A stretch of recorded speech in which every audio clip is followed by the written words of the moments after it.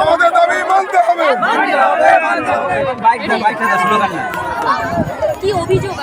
আমাদের অভিযোগ বলতে এই রাস্তা হচ্ছে প্রত্যন্ত সুন্দরবন পাথরদ্বীপে যাওয়ার অন্যতম রাস্তা।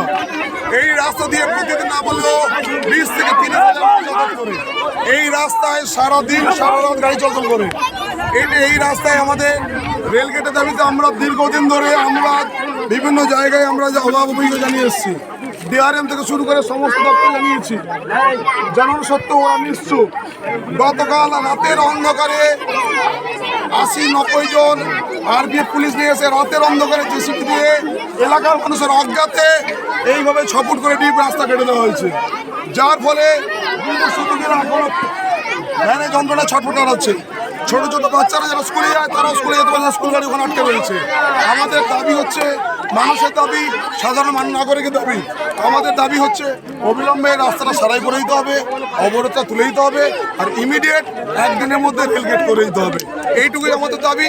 আমরা জানি রেলে বহু মানুষ আটকে রয়েছে, তাদেরও অনেক ক্ষতি হচ্ছে। আমরা কারো ক্ষতি করতে চাই না।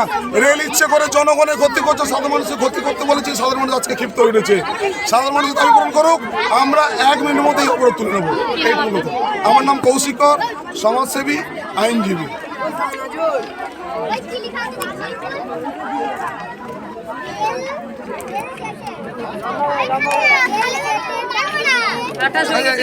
এটা নিয়ে নিতে পারেন।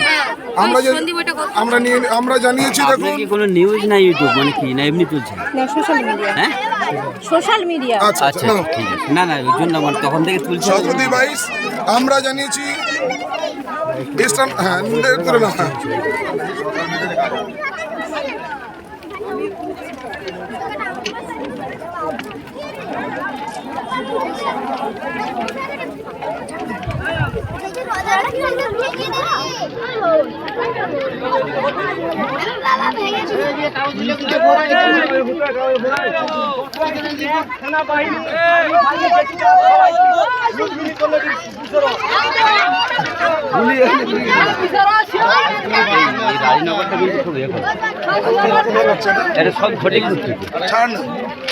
আমি তো আছি, এখানে অনেক ব্যাপার আছে।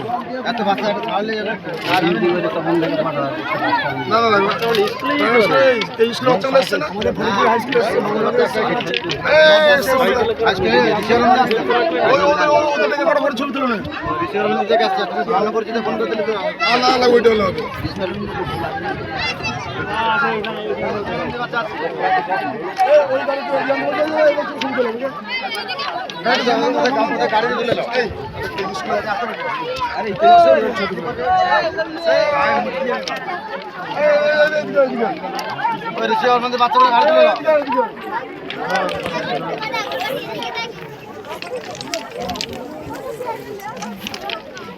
গাড়ি তুলে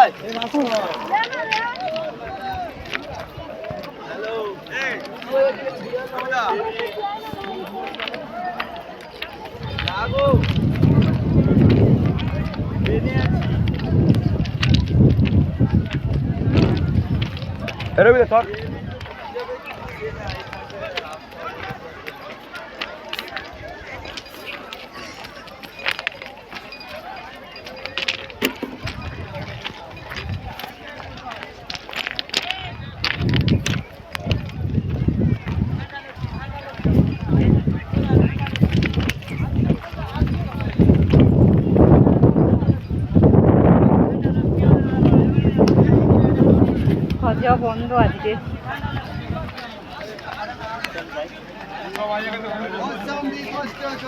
গাড়ি এখানে ঘুরে নিয়ে চলে যাবে, নাম কেন আর এখানে মাইন নিচে